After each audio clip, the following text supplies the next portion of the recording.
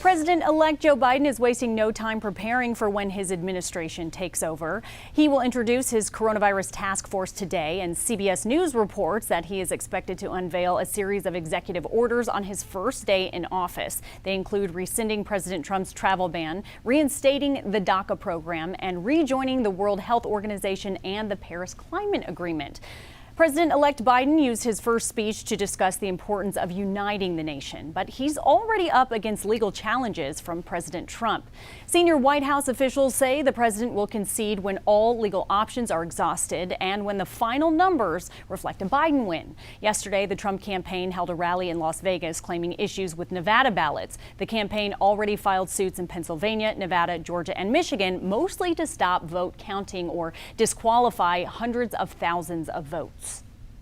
This campaign has not observed, has not laid our eyes on a ballot signature, an envelope signature, and a voter roll signature on a single one. Donald Trump can say whatever he wants, but we just had an election that was secure. So far, President Trump has offered no evidence of his claims of voter fraud.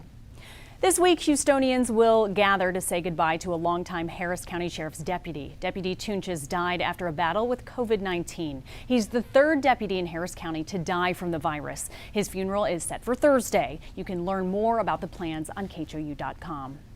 We turn now to the latest on the coronavirus. Here are three things to know. Number one, Denmark has destroyed its entire mink population after the animals spread a mutated version of the coronavirus to humans. So far, more than 200 people have been infected with the new strain, which may be more resistant to a vaccine. Number two, pharmaceutical company AstraZeneca says their COVID-19 vaccine could show up as early as this coming January. The company is currently working with the University of Oxford to develop the vaccine. Right now, they're in late-stage trials in several countries, including the U.S. And number three, the leader of Operation Warp Speed says that the U.S. is stockpiling 6 different vaccines undergoing trials right now. The operation is the government's program to develop, produce, and distribute enough vaccines to immunize the nation by next spring. He says the vaccine doses will be ready to ship as soon as just one day after the FDA approves the drugs.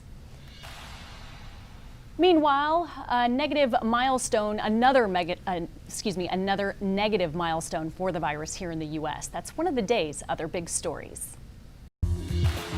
The U.S. surpassed 10 million coronavirus cases yesterday. The 7-day average of new cases now tops 100,000 per day.